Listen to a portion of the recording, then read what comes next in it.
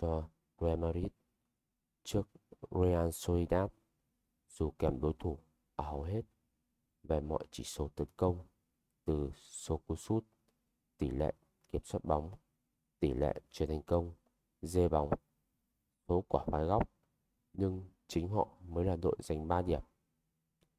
Real Madrid đã đánh bại Real Sociedad bằng nỗ lực tối thiểu.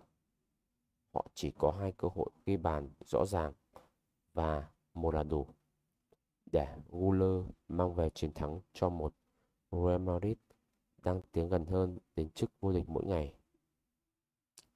Chiến thắng này mô tả tiếp bộ mặt thực dụng kiểu Ý của Los Blancos vào thời điểm họ sắp gặp Bayern Munich trên đất Đức ở trận bán kết lượt đi Champions League sau khi giành chiến thắng ở trận El Clasico, và thứ tự ưu tiên của huấn luyện viên Carlo Ancelotti đã được thay đổi vào những phút cuối trận.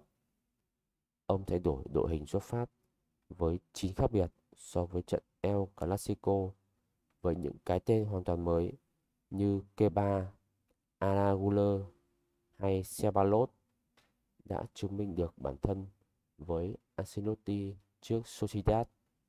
Cùng với Luka Modric, thủ môn Kepa đã được chấm điểm cao nhất trong trận này bên phía đội khách.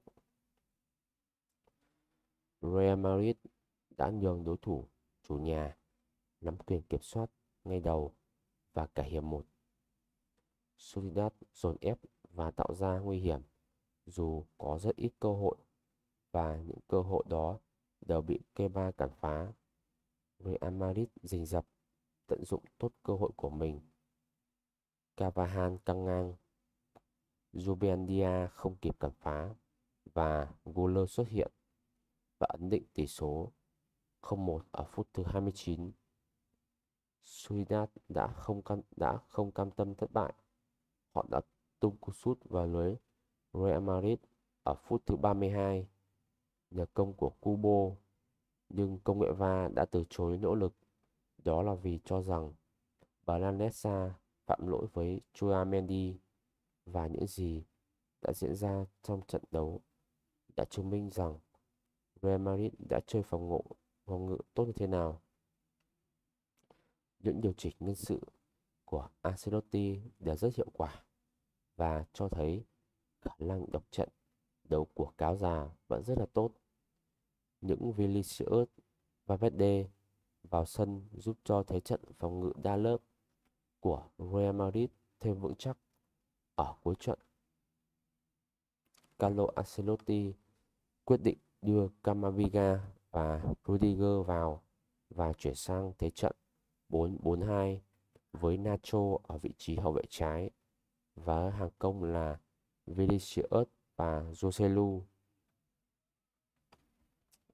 Trận đấu kết thúc với tỷ số 1-0 nghiêng về phía đội khách Real Madrid.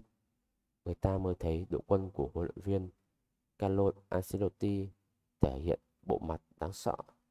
Đấy không phải đội quân tấn công vũ bão, trấn áp đối thủ bằng sức mạnh của dàn siêu sao, mà Real của 2023-24 còn là một đội bóng thực dụng khét tiếng, đá loại đương kim vô địch Champions League.